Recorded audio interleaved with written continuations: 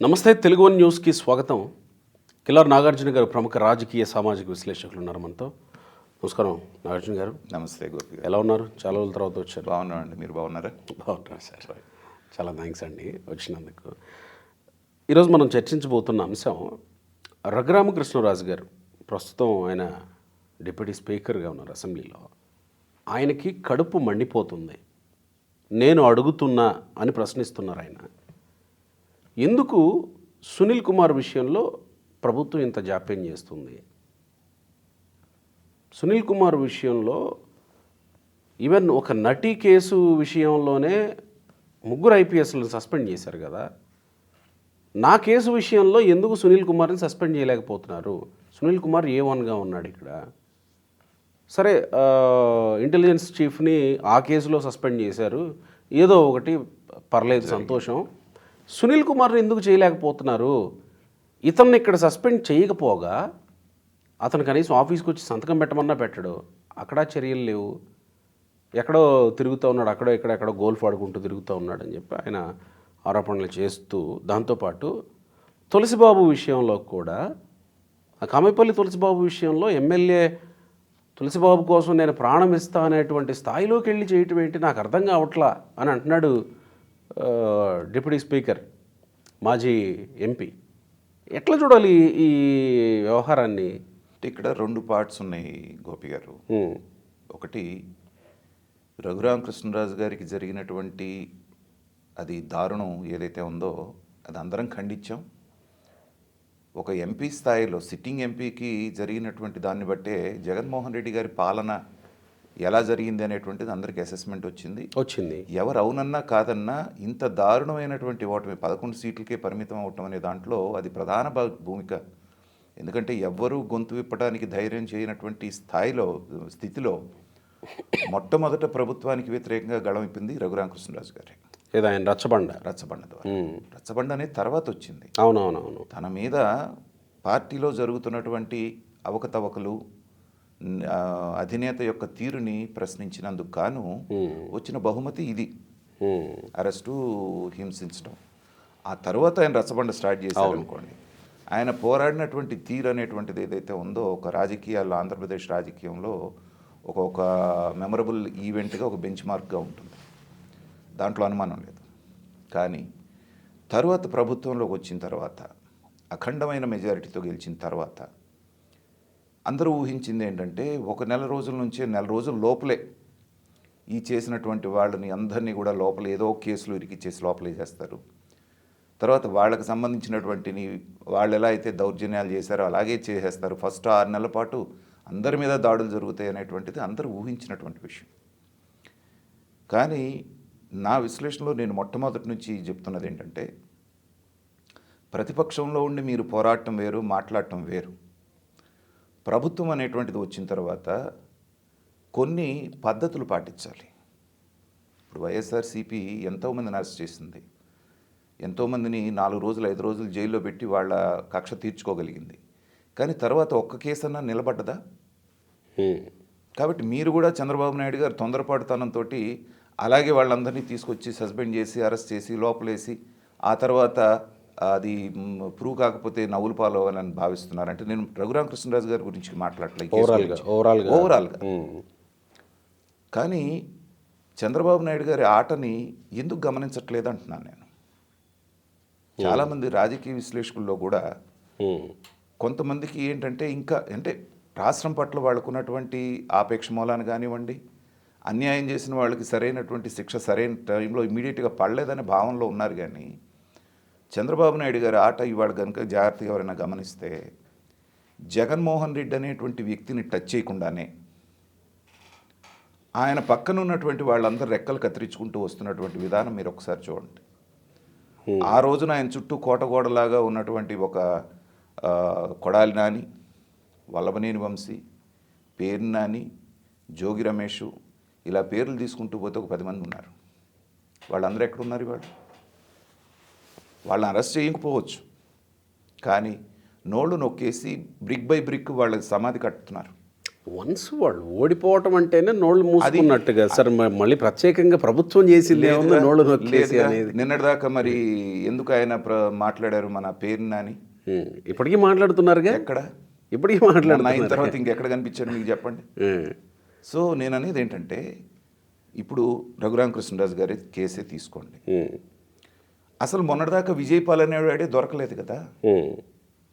ఆ విజయపాల్ అనేటువంటి వాడు దొరికిన తర్వాత అతని ఇన్వెస్టిగేషన్లో సునీల్ కుమార్ పేరు అనేటువంటిది వాళ్ళు చెబితే అరెస్ట్ చేస్తారా, సస్పెండ్ చేస్తారా, లేకపోతే మనందరం చెప్పాం కాబట్టి చేసేస్తారా? సింపుల్ పాయింట్ చెప్పండి నాకు.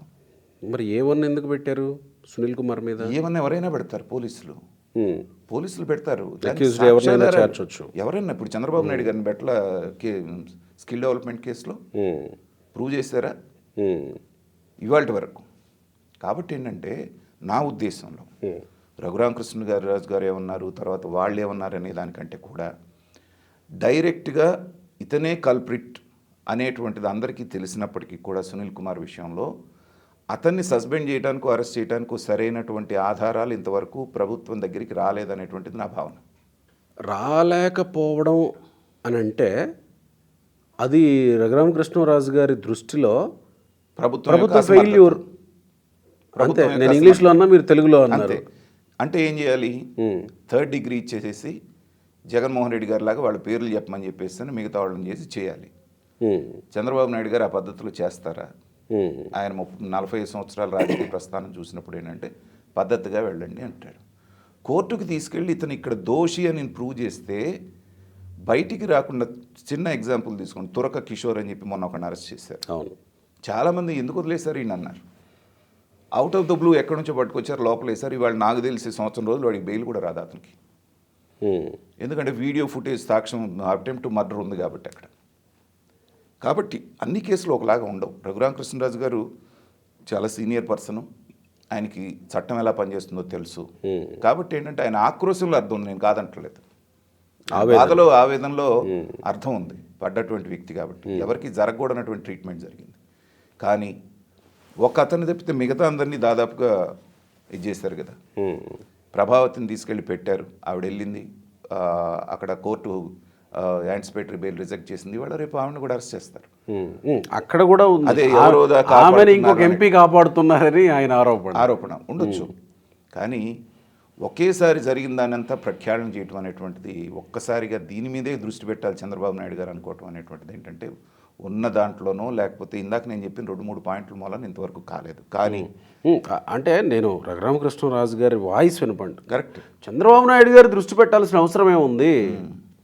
చట్టం ఒకటి ఉంది కదా, డిపార్ట్మెంట్ ఒకటి ఉంది కదా, తన పని తాను చేసుకుపోతుంది కదా.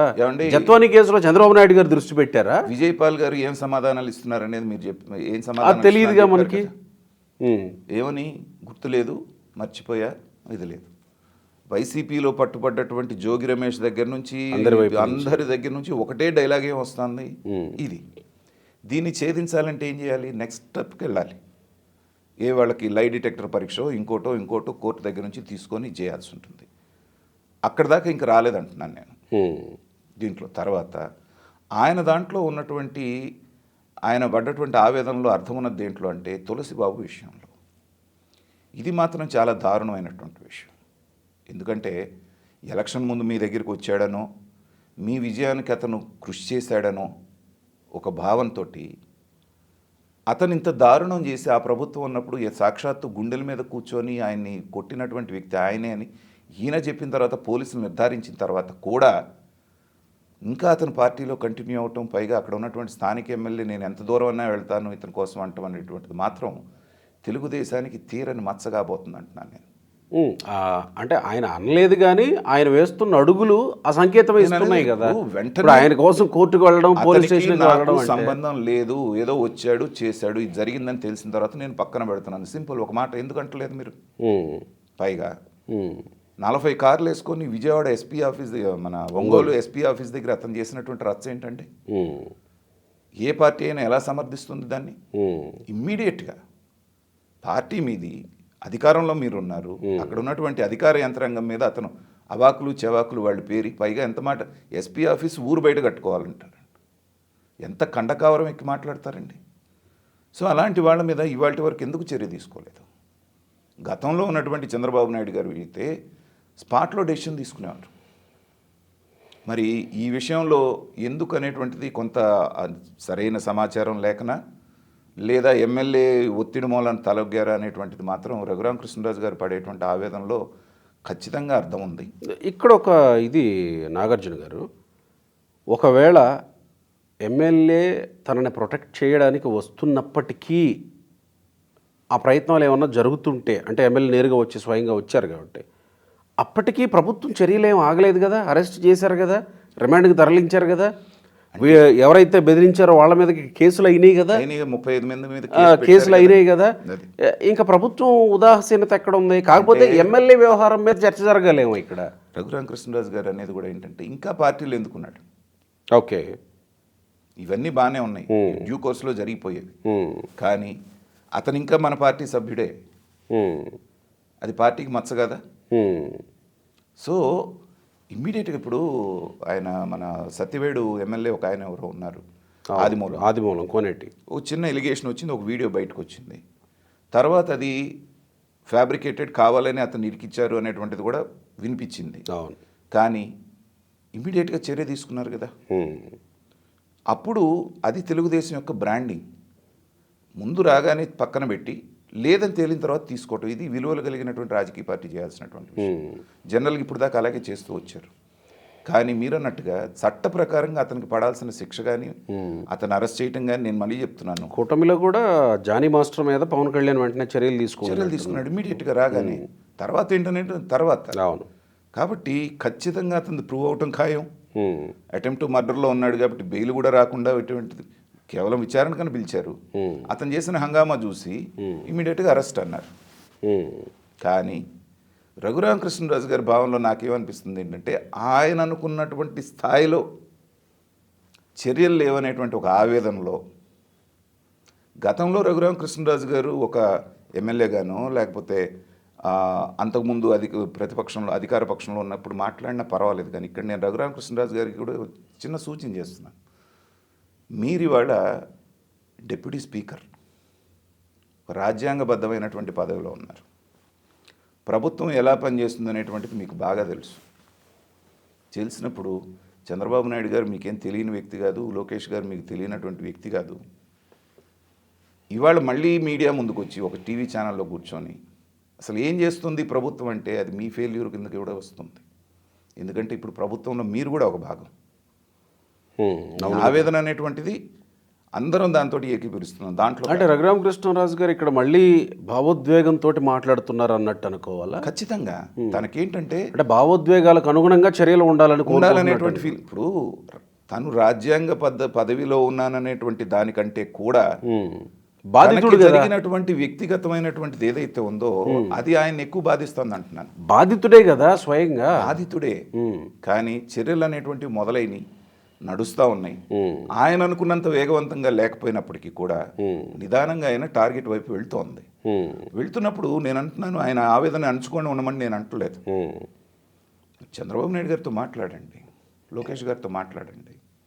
కానీ ఇది మీరు తెలిసే మళ్ళీ ఇదే ప్రభుత్వం మీద విమర్శలు చేసినట్టుగా క్యాడర్ భావించే ప్రమాదం ఉంది. అది కానీ క్యాడర్లో కూడా ఆవేదన ఉంది ఈ విషయంలో చర్యలు తీసుకోకపోవడం వల్ల అని ఆయనే అంటున్నారు. మళ్ళీ ఆ క్యాడర్లో ఆవేదన ఉంటే ఇలాంటి సీనియర్ నాయకులు వాళ్ళని జరిగేటువంటి ఇవన్నీ ఎక్స్ప్లెయిన్ చేసి ఎంతమంది మీద ఎలాంటి చర్య. ఇప్పుడు గతంలో కూడా మనం అనుకున్నాం గోపి గారు, శిక్ష అనేటువంటిది 2 రకాలుగా ఉంటుంది. ఇవాళ ఇదే వ్యక్తిని రాగానే వేసుంటే 1 నెల 2 నెలలకి బెయిల్ మీద బయటకు వచ్చేవాడు. శిక్ష అనేది ఎప్పుడు పడుతుంది? ఎప్పుడుకో పడుతుంది. మొన్న తురక కిషోర్ విషయమే తీసుకోండి. అతను 7 నెలల నుంచి కుటుంబాన్ని వదిలేసి, వాళ్ళని వదిలేసి, వీళ్ళని వదిలేసి పోయి ఎక్కడో అజ్ఞాతంలో ఏ రోజు అతని పరిస్థితి ఎలా ఉంటుందనే ఒక భయంతో బతికాడు. చావుకి బతుకి మధ్యలో. హైదరాబాద్లోనే పట్టుకుంది మనం. హైదరాబాద్లో ఏదో ఒక లాడ్జిలో పట్టుకున్నారు. సో ఈ 7 నెలల మానసిక వేదన ఎంత వేదన ఉంటుంది. అదే తురక కిషోర్ ఆ రోజునే కనుక ఉంటే ఈ పాటికి బయటకు వచ్చేవాడు బెయిల్ మీద.